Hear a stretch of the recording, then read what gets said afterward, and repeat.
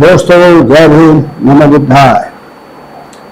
हमारे प्रधानमंत्री नरेंद्र मोदी बहुत छोटे छोटे देशों में जाकर वाहवाही लूट रहे हैं, जबकि उनसे कई गुना बड़ा हमारा प्रदेश मणिपुर पिछले 2 साल से जल रहा है।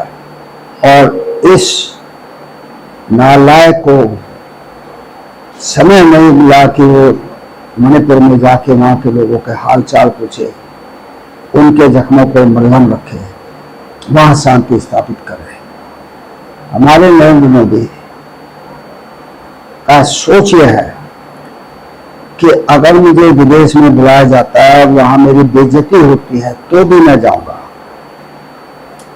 आपको याद है G7 की घटना, पहले तो इन्हें बुलाया ही नहीं गया और 11th आवर में जब इनको इन्विटेशन भेजा गया तो कोई अगर गैरतमंद आदमी होता, समझदार आदमी होता तो उस इन्विटेशन को ठुकरा देता, लेकिन इन्होंने इन्विटेशन कबूल किया और G7 के सम्मेलन में गए।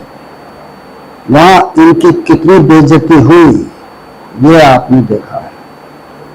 ट्रंप ने इनको पहली लाइन से हटा करके पिछली लाइन में खड़ा कर दिया, लेकिन चूंकि भाई इन्हें तो विदेश यात्रा करनी है, विदेश यात्रा का, हवाई जहाज में उड़ने का इनको चस्का लग गया है।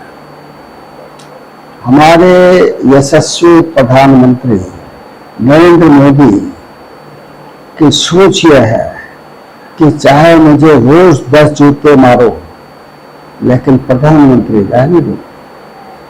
मैं प्रधानमंत्री बना रहूं, चाहे मेरी जो दुर्दशा हो करो, लेकिन मुझे प्रधानमंत्री बना रहना। तो इस टाइप के प्रधानमंत्री को हमारे देश की जनता ढूंढ रही है। हमारे देश की जनता देख रही है कि यह कितना नालायक है, कमजोर है, कितना बेहुदा है, कितना अवसरवादी है, कितना ये आडंबर करने वाला है, फिर भी प्रधानमंत्री बना हुआ है। तो क्या इसके लिए हमें सोचना नहीं चाहिए कि ये हमारे देश पर बोझ है? प्रधानमंत्री के रहते हुए हमारे देश की बेइज्जती करा रहा है। अब आप देखिए कि पाकिस्तान की जरूरत कि वो हमें हड़काए, हमें जो है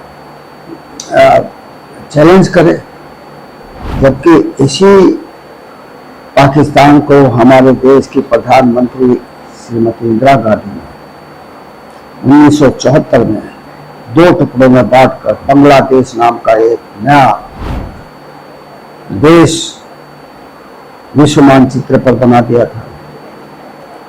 क्या अभी पुनः वो जाबाज, वो बहादुर महिला इंदिरा गांधी उन्हें इस देश में जन्म नहीं ले सकती? एक थे हमारे ऐसे नौजवान जिन्होंने इंग्लैंड में जाकर बैर को गोली मारी थी,